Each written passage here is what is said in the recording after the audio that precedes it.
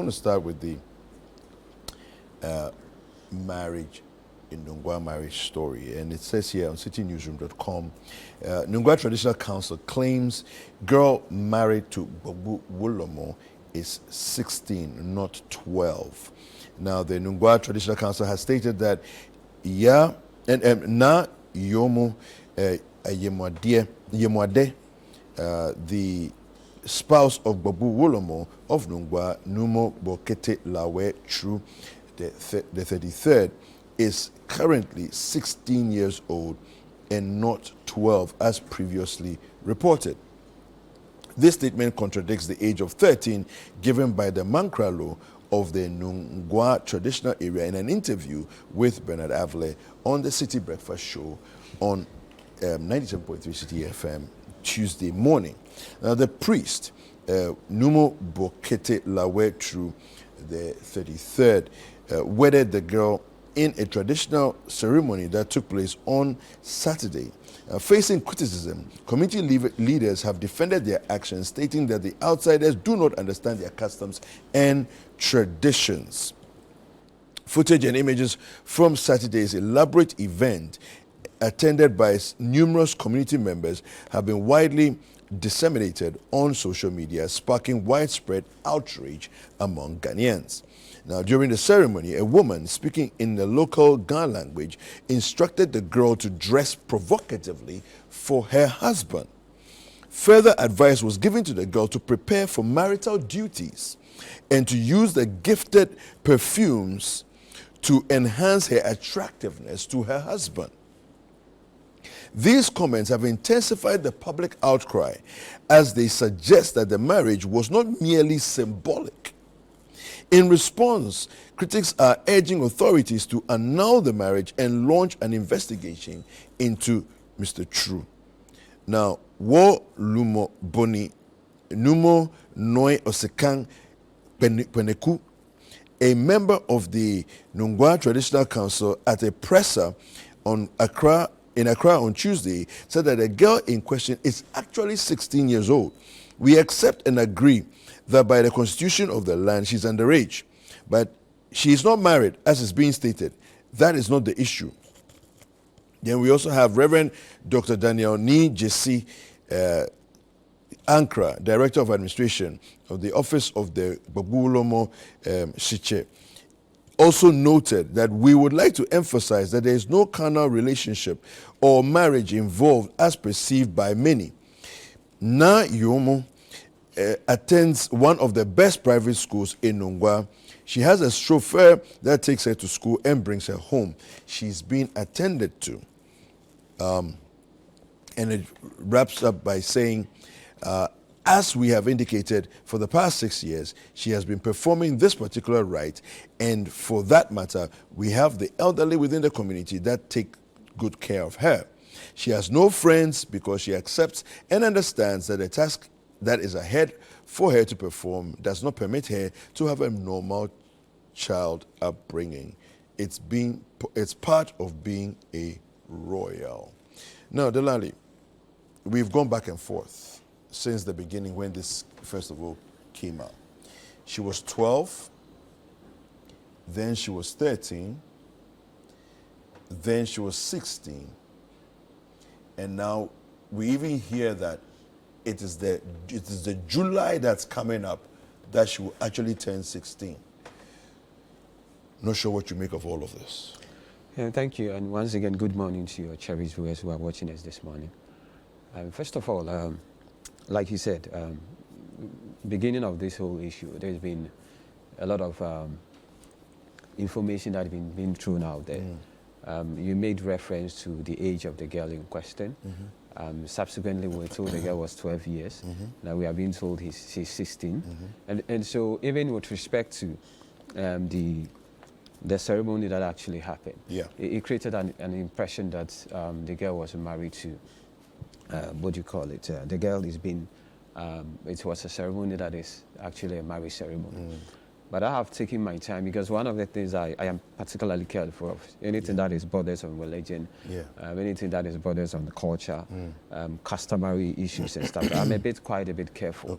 Because if you don't appreciate the culture, the norms, and how people's beliefs and everything. You might be tempted to make certain statements, and later on you might, once you begin to embrace yourself with a full factor of information, you are compelled to retract certain statements you might have made.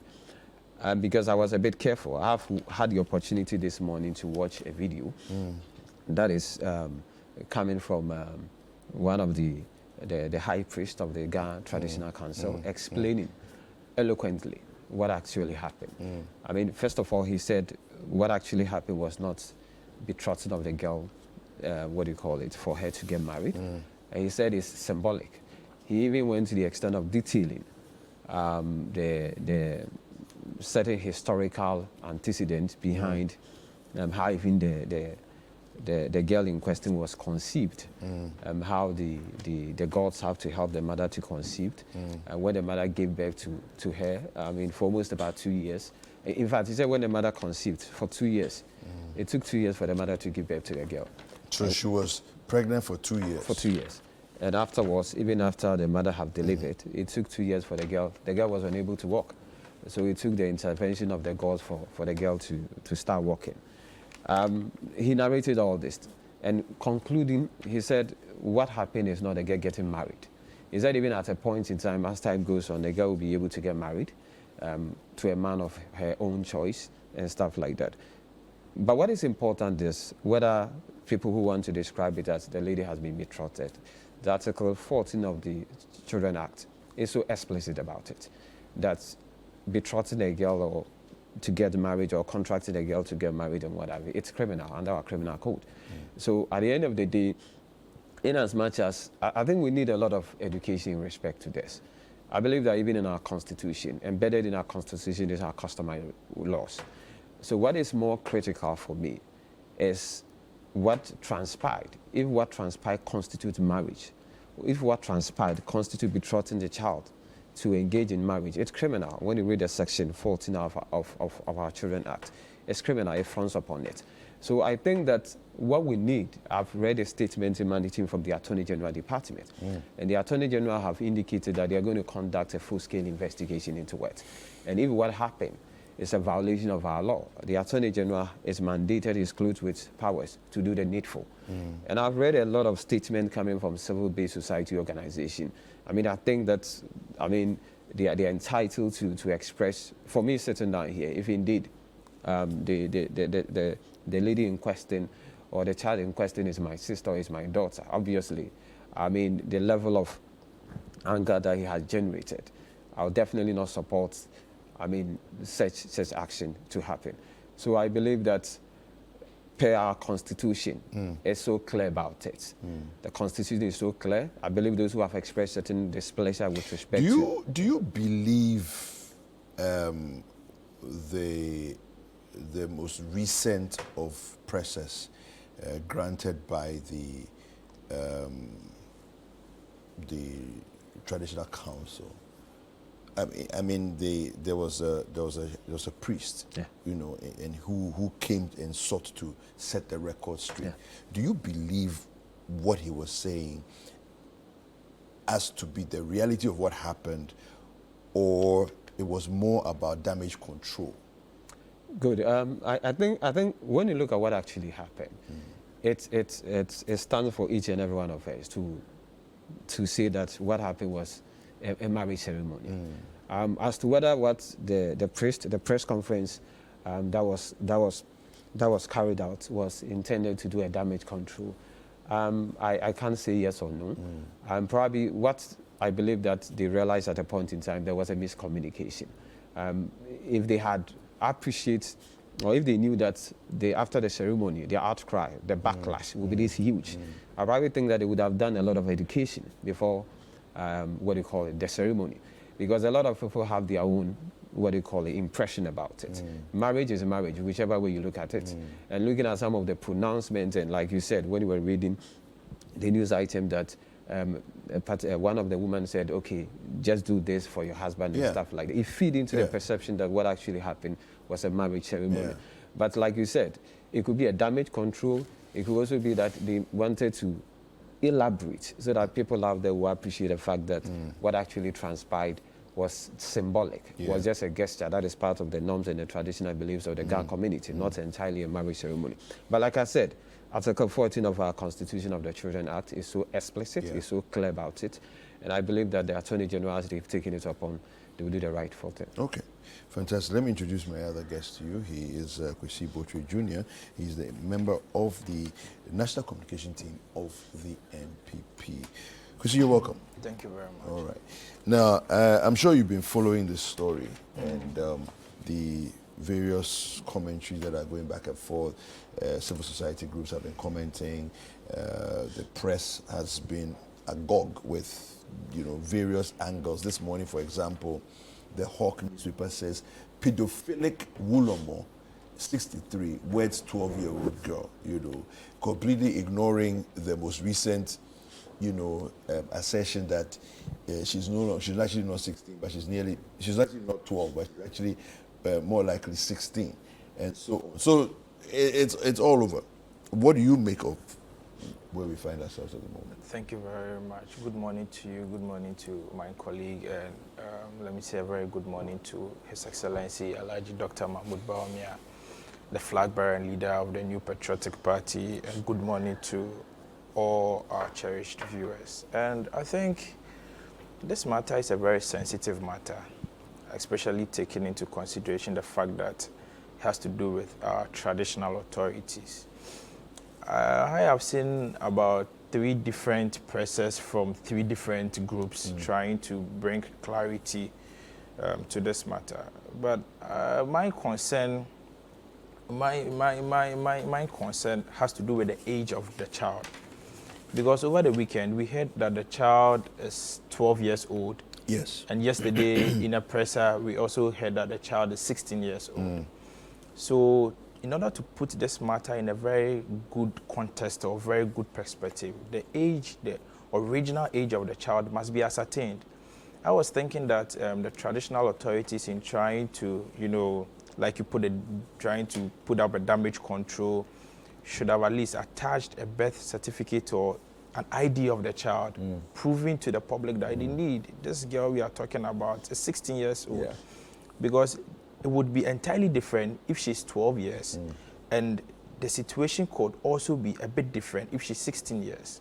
So in order to how different would it be if she's actually 16? Because if you look at Section 14 of Act 29, our Criminal Offences Act, it revokes any form of consent for sexual activities if the person giving the consent is below the ages of 16 years. Yes. So if you are, let's say, 13 years old, and you give somebody consent to have sex with you, the law revokes such consent. Such consent is void ab initio. It's illegal from the onset. I mean, it cannot be accepted. But if the person is 16 years old, then it would be in a different context. That, okay, so she's 16 years, she can decide to consent to any sexual activity of that sort. But not marriage. But she not cannot marriage. consent to yes, marriage. but not marriage. Which was what the ceremony was about. Exactly. No, there's been a communication that the marriage or the ceremony has nothing to do with sexual activities. That's why I'm starting from that angle. Now, if we look at the Marriages Act, the Children's Act, I would start from Section 1. Okay.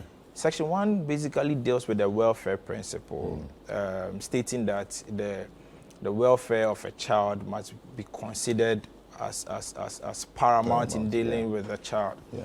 And so we need to ask ourselves whether the marriage ceremony is in the best interest of a 12-year-old or 16-year-old girl. We need to be concerned what is the educational, background of even this child. Is she in school? How would her colleagues even accept her? Getting to know that their class 6 colleague is married to a 63-year-old man, Wulomo or something. I mean, the stigma attached to all these things must be considered. I personally think at this point, the lady needs some form of psychologist to, advise her or talk to her. Because, we live in a country where sometimes stigma can even make you stay at home for a very long time. Well, so the Traditional Council claims that she's in school, in one of the best private schools in Nungwa, and has her own chauffeur who takes her to school back and forth.